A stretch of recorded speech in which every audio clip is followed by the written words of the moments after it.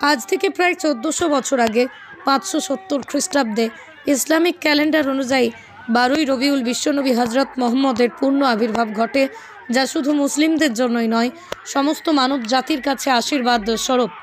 তাই এই দিনটি সারা বিশ্বের মুসলিম ঈদ অর্থাৎ খুশির দিন হিসেবে পালন করা হয়। একই দিনে অর্থাৎ 12ই রবিউল আউয়াল তার জন্ম হয়। এই দিনটিকে ফাতেহা ওয়াজ দাহামও বলা হয়। এজন্যই সারা বিশ্বের সঙ্গে সোমবার 16ই সেপ্টেম্বর বিশ্বনবী হজরত মোহাম্মদের জন্মদিবস পালন হচ্ছে।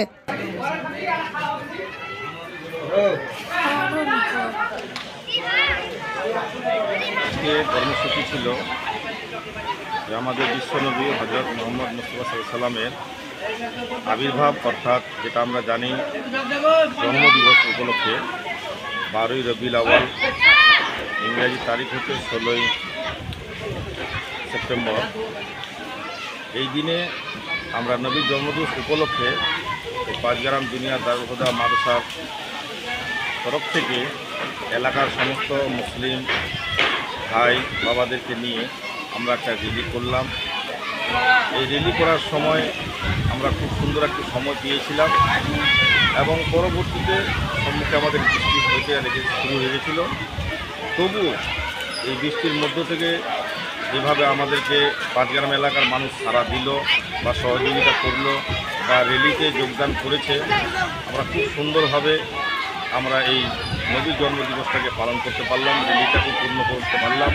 এবং আমাদের সঙ্গে নবগ্রাম থানার ওসি সাহেবের সারাতে আমাদের অনেক পুলিশ প্রশাসন আমাদের সঙ্গে দিয়েছিলেন এবং আমাদের সঙ্গে তিনারাও র্যালি করেছেন বা ঘুরেছেন এবং আমাদের সহযোগিতা করেছেন।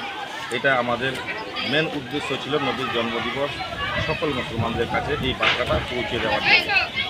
আমাদের খাওয়ার আয়োজন, এখানে টিফিনের আয়োজন হয়েছিল, তার সাথে সাথে একটু প্রাইজ ডিস্ট্রিবিউশন দেওয়ার জন্য এটার আয়োজন করেছিলাম। এটাও আমরা সমস্ত যারা র্যালিতে যোগদান করেছিল তাদেরকে আমরা খাইয়েছি বা দিয়েছি।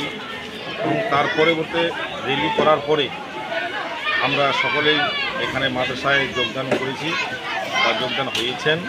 হওয়ার পরে আমাদের এখানে হাতিয়া হলো, হাতিয়া বা দোয়া খাই হলো। দোয়া খাই হওয়ার পরে আমরা একটা খিচুড়ির আয়োজন করেছি সমস্ত মানুষের জন্য বা সমস্ত ছেলেদের জন্য।